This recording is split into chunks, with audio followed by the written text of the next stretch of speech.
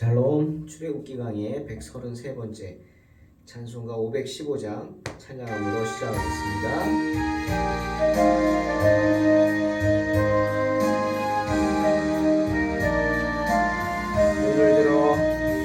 눈을 들어 하늘 보라. 어지러운 세상 중에 곳곳마다 상한 영의 탄식 소리 들려온다. 빛을 잃은 많은 사람 길을 잃고 헤매이며 항자처럼 기지하니 믿는 자여 어디할꼬. 눈을 들어 하늘 보라. 어두워진 세상 중에 외치는 자 많건만 생명수는 달라서라. 죄를 대속하신 주님 선한 일꾼 찾으시나. 대답하리 어디 있나. 믿는 자여 어디할꼬. 눈을 들어 하늘 보라. 살아계신 주 하나님 약한 자를 부르시어 하늘 뜻을 전하셨다. 생명수는 홀로 예수 처음이 영원하중이라. 주님 너를 부르신다. 믿는 자여 어디할꼬. 눈을 들어 하늘 보라. 다시 사신 그리스도 만 백성을 사랑하사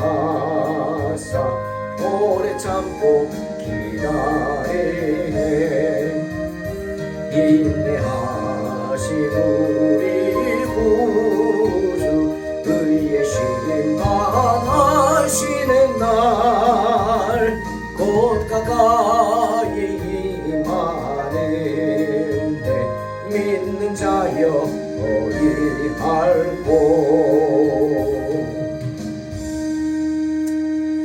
어디할꼬. 출애굽기 37장 10절에서 24절입니다. 그가 또 조각목으로 상을 만들었으니 길이가 2규빗, 너비가 1규빗, 높이가 1규빗 반이며 순금으로 쌓고 위쪽 가장자리로 돌아가며 금테를 둘렀으며 그 주위에 손바닥 넓이만한 턱을 만들고 그 턱 주위에 금으로 테를 만들었고 상을 위하여 금고리 넷을 부어 만들어 내 발 위 내 모퉁이에 달았으니 그 고리가 턱 곁에 있어서 상을 매는 채를 꿰게 하였으며 또 조각목으로 상 맬 채를 만들어 금으로 쌌으며 상 위에 기구 곧 대접과 숟가락과 잔과 따르는 병을 순금으로 만들었더라. 그가 또 순금으로 등잔대를 만들되 그것을 쳐서 만들었으니 그 밑판과 줄기와 잔과 꽃받침과 꽃이 그것과 한 덩이로 되었고 가지 6이 그 곁에서 나왔으니 곧 등잔대의 3가지는 저쪽으로 나왔고 등잔대의 3가지는 이쪽으로 나왔으며 이쪽 가지에 살구꽃 형상의 잔 셋과 꽃받침과 꽃이 있고 저쪽 가지에 살구꽃 형상의 잔 셋과 꽃받침과 꽃이 있어 등잔대에서 나온 가지 6이 그러하며 등잔대 줄기에는 살구꽃 형상의 잔 넷과 꽃받침과 꽃이 있고 등잔대에서 나온 가지 6을 위하여는 꽃받침이 있게 하였으되 2가지 아래 한 꽃받침이 있어 줄기와 연결하였고 또 두 가지 아래 한 꽃받침이 있어 줄기와 연결하였고 또다시 두 가지 아래 한 꽃받침이 있어 줄기와 연결되게 하였으니 이 꽃받침과 가지들을 줄기와 연결하여 전부를 금으로 쳐서 만들었으며 등잔 7과 그 불 10개와 불똥 그릇을 순금으로 만들었으니 등잔대와 그 모든 기구는 순금 1달란트로 만들었더라. 아멘. 오늘은 성전에 놓을 식탁과 등에 대한 이야기입니다. 먼저 식탁에 대한 이야기. 이 브살렐은 조각목으로 성전에 놓을 상을 만들었습니다. 식탁이죠. 즉 제사상입니다. 제사상을 금으로 나무로 만들고 금으로 도금을 하였고 또 내 귀에 금 고리를 만들어서 채를 넣어서 메고 다닐 수 있게 하였습니다. 성전의 기구들은 다 포터블이죠. 포터블은 들고 다닐 수 있어야 합니다. 왜? 성전은 언제든지 폈다가 접었다가 여기 쳤다가 여기서 다시 접어서 이동할 때 또 옮겨야 되니까 포터블로 들고 다니기 쉽게, 그리고 손으로 만지면 안 되죠. 거룩한 것을. 때문에 나무를 채를 만들어서 꿰어서 사람이 꼭 어깨에 메고 다녀야 했습니다. 웃사가 생각나죠? 웃사가 왜 죽었어요? 하나님의 언약궤를 사람이 메고, 그것도 제사장이 메고 가야 되는데 어떻게 했어요? 소들이 끌고 가게 했어요. 참 어리석죠. 여러분, 신앙생활도 어리석게 하면 안 됩니다. 어리석게 하면은 자기는 열심히 하는 것 같지만 아니요, 결국 웃사는 거룩한 하나님의 언약궤에 손을 대서 죽지 않습니까? 웃사가 어디로 갔을까 궁금합니다. 가봐서 알겠죠? 또한 상 위에 기구들도 만들었습니다. 제사상에 딸린 대접들, 종지들, 또 제사에 쓰이는 술병, 술잔들을 순금으로 만들었죠.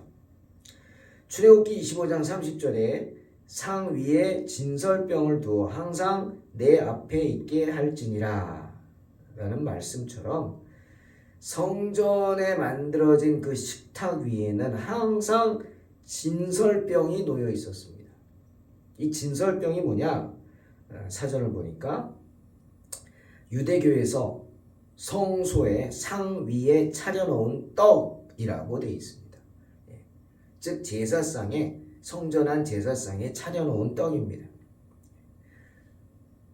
이 진설병 떡은 성전의 식탁에서 항상 떨어지지 않았어요. 즉 없는 때가 없다는 거예요. 항상 놓여 있었어요. 그리고 일주일에 한 번씩 새 것으로 갈아 놓았습니다. 여러분, 우리 한번 진설병이 의미하는 것이 무엇인지 한번 생각해 보았으면 좋겠습니다. 진설병, 하나님께 드리는 제사상에는 항상 떡이 있다. 즉 하나님은 당신의 백성들에게 당신의 장막에서 항상 풍요한 식탁을 마련하시는, 누가 마련해요? 엄마가 상 차려주죠. 아버지가 돈 벌어오죠. 예? 아버지가 노력하고 엄마가 노력해서 저녁상 차립니다. 그래서 식구를 먹이죠. 우리 하나님은 그런 분이다. 훌륭한 가장이시다. 그 의미죠. 하나님의 장막에 항상 음식이 끊기지 않도록 채워넣어라. 그게 진설병입니다. 명령하십니다. 오늘날의 의미를 생각해 봅시다. 여러분, 하나님의 장막이 어디입니까? 오늘날 우리가 사는 세상에 하나님의 장막 있어요, 없어요? 있죠. 우리가 사는 세상이 하나님의 장막 아닙니까? 하나님의 손길이 미치지 않는 곳이 없다 고백하죠. 바로 그렇습니다. 하나님의 장막이. 그러므로 세상을 향한 하나님의 장막이 펴져 있다. 세상을 향한 하나님의 섭리가 뭐라는 거예요? 세상에서 모든 피조물들을 위해서 하나님은 식탁을 펴신다는 것. 즉 세상의 모든 피조물들에게 하나님이 식물을 공급해 주신다는 겁니다. 자, 이렇게 생각하니까 마태복음 6장에 주님의 말씀이 아주 와닿습니다. 주님 그러셨어요. 우리에게 무엇을 먹을까, 무엇을 마실까 염려하지 말라 하시면서 이 예를 들으셨어요. 26절에 공중의 새를 보라. 심지도 않고 거두지도 않고 창고에 모아 들이지도 아니하되 너희 하늘 아버지께서 기르신다. 또 28절에 들의 백합화가 어떻게 자라는가 생각하여 보라. 수고도 아니하고 길쌈도 아니한다. 그렇죠. 여러분 들의 백합화에 물 주셨어요? 한 번이라도 물 줬나요? 아니죠. 근데 잘 자라요. 큰 가뭄이 와도 살아남습니다. 다음에 또 가보면 거기 또 백합화들이 막 나와 있어요. 이 교회 뒤에 이 신리천 가도 아주 그냥 들것들이 만발을 합니다. 겨울에는 아주 썰렁하고 또 때 되면은 관리하는 분들이 전기 낫으로 막 다 베어버립니다. 참 속상하죠. 꽃을 다 베어버리니까 그 들꽃이 그렇게 이쁜데 그러면 그분들이 그래도 들꽃이 한참 피어있을 때는 베지 않아요. 본인들도 안 와봐요. 아름다운 걸. 하지만 어느 때 다 베어버립니다. 그러면 또 거기서 또 꽃이 나옵니다. 참 대단합니다. 누가 하시는 거예요? 하나님이. 하나님이 그렇게 세상의 모든 피조물들에게 먹이시고 입히신다는 것이죠. 하나님의 식탁에 항상 진설병이 놓여 있다는 것은 그런 의미입니다. 그런 하나님의 사랑을 의미하는 거예요. 그런데 여러분, 구약의 이 진설병은 문제가 있습니다. 뭡니까? 아무나 먹을 수 없어요. 어떻게 보면 진설병은 보기 위한 것이지 먹기 위한 것이 아니에요. 항상 상위에 있게 하는 거예요. 아, 떡이 있네? 항상 놓여 있어요. 보이기 위한 거죠. 그게 구약의 진설병입니다. 또 일주일 후에 바꾸면은 식탁에서 내려온 다음에 그거 어떻게 해요? 못 버리죠. 아까워서. 먹습니다. 근데 누가 먹어요? 오직 제사장만이 먹을 수 있어요. 그래서 성찬식의 음식은 항상 제사장만이 먹을 수 있게 하는 겁니다. 성찬이 끝난 다음에 남아있는 거.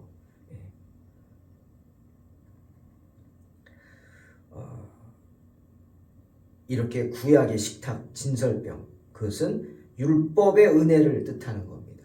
어떻게? 불완전하다는 거예요. 아무리 법 하지만 법으로는 다 될 수가 없어요. 불완전해요. 그게 진설병의 의미입니다. 하지만 오늘날 신약의 시대에 와서 예수 그리스도께서 새로운 언약으로 베풀어 놓으신 그 신약의 식탁은 어떻게? 풍족합니다. 완전합니다. 왜? 누구든지 언제든지 나와서 배불리 먹을 수 있기 때문입니다. 우리 주변에 교회가 있다는 게 얼마나 감사합니까? 예배드릴 수 있는 곳이 도처에 널려 있죠. 신도시가 생기면 제일 먼저 생기는 게 뭐 치과라며요. 그 다음으로 많이 생기는 게 뭐예요? 교회랍니다. 교회. 어디를 가든 교회는 있습니다. 설마 하는 데 있습니다. 대단합니다. 주의 종들. 그 전도의 열정 하나님 축복하실 줄로 믿습니다. 예수님이 만들어주신 신약의 식탁은 때문에 언제나 풍족합니다. 남음이 있습니다. 그것이 뭐예요? 오병이어의 기적이죠.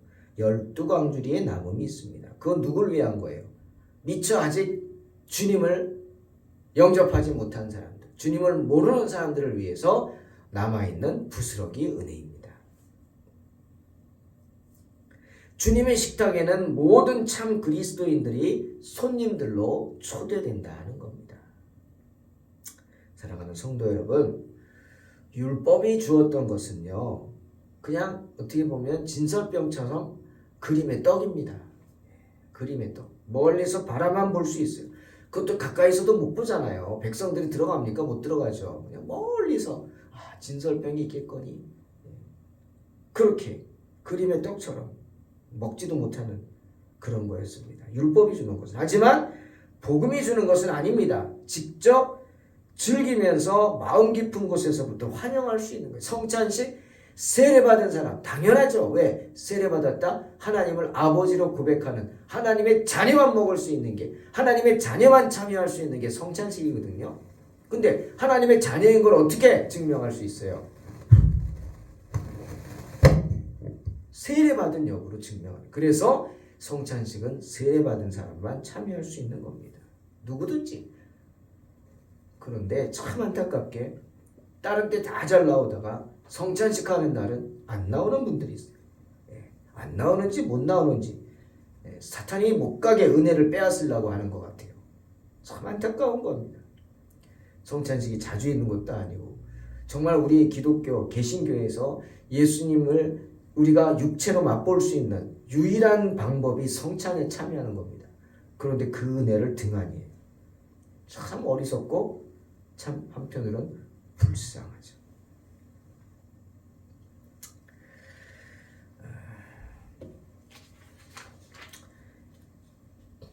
때문에 성찬식을 영어로 Lord's Supper, 즉 주님의 만찬이라고 부르는 겁니다. 주님이 베풀어 주신 만찬이죠. 하나님의 장막인 교회에서의 그 하나님의 은총은 교회 안에서 모든 성도들에게 식탁을 베푸시고 생명의 떡으로 채워주시는 은총입니다. 할렐루야. 또 두 번째로 우리 등대 이야기를 합니다. 부살렐은 또한 순금으로 등잔의 때를 만들었습니다. 특히 이스라엘 사람이 등잔대 하면 생각나죠. 촛대가 7개가 이렇게 있는 거. 그것을 그들은 메로나라고 부릅니다. 가운데를 중심으로 좌우에 3개의 등잔이 놓여 있죠. 총 7개가 이렇게 하프처럼 돼가지고 연결이 되어 있습니다. 그런데 그 등잔대의 받침은 살구꽃 형상으로 만들라고 하시네요. 살구꽃. 이 살구꽃이 뭐냐, 어느 번역, 새 번역 이런 데 보는 복숭아꽃 그런데 그건 모르겠어요. 그게 중요한 게 아니니까. 이 살구꽃이라는 게 의미하는 게 중요하죠. 그것만 만든 게 아니라 등잔 7개, 불집게, 불똥 받는 접시 그 모두 순금으로 만들고 또 이렇게 등잔대와 그 모든 기구 만드는데 자그마치 순금이 1달란트가 들어간대요. 1달란트. 30kg 이상.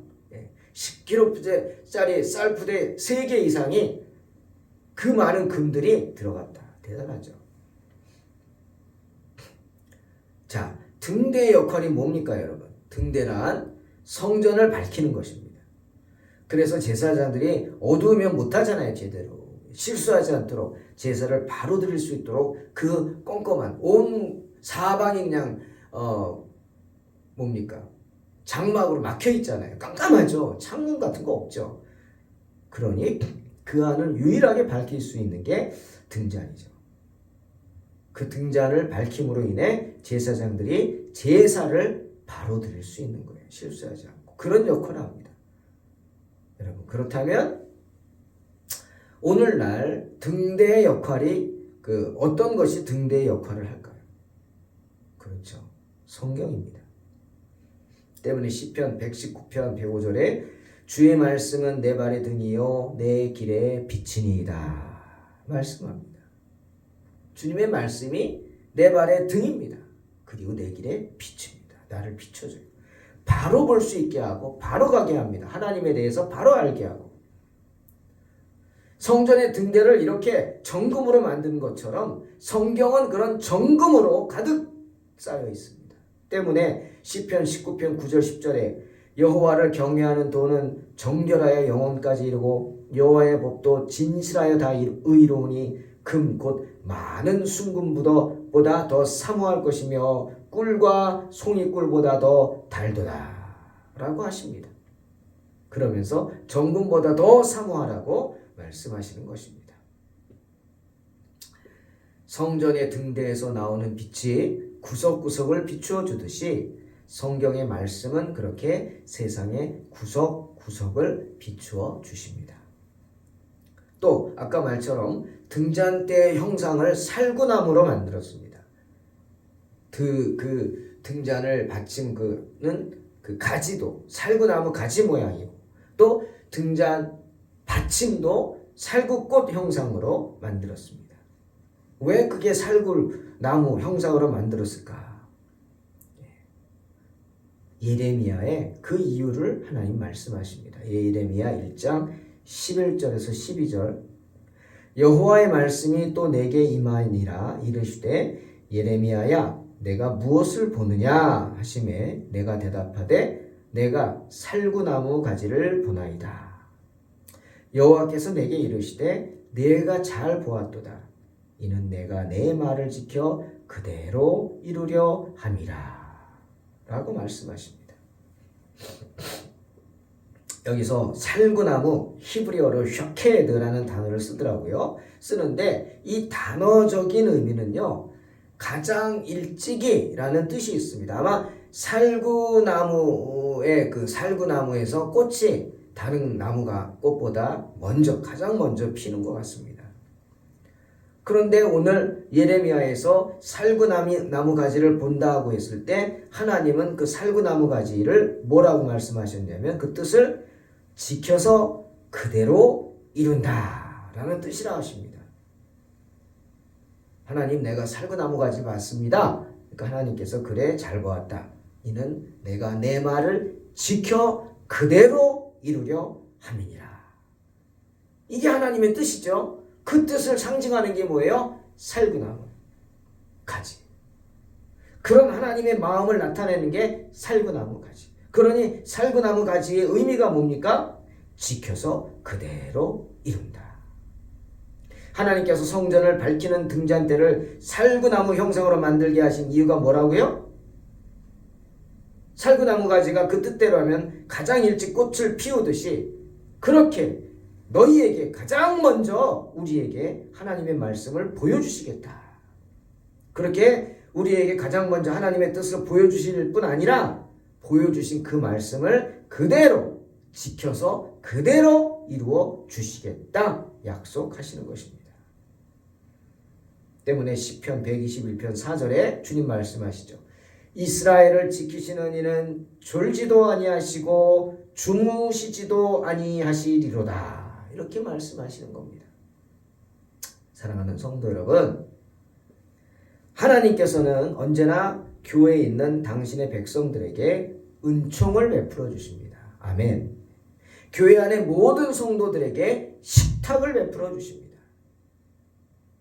진설병과 같이 그 떡이 떨어지지 않게 하십니다.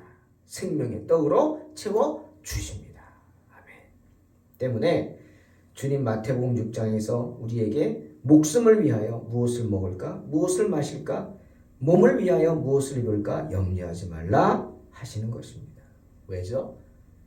공중의 새도 먹이시고 들의 백합화도 입히시기 때문입니다. 누가? 하나님께서. 오늘 있다가 내일 아궁이에 던져지는 들풀도 입히시기 때문입니다. 누가? 하나님께서. 그러니 염려치 말라 하십니다. 왜? 그런 하나님이 우리의 아버지 되시기 때문에. 할렐루야. 또한 언제나 성전의 등대를 밝히셔서 우리에게 당신의 뜻을 보여주십니다. 그렇게 보여주실 뿐 아니라 보여주신 그 말씀을 지켜서 그대로 이루어 주시겠다 약속하십니다.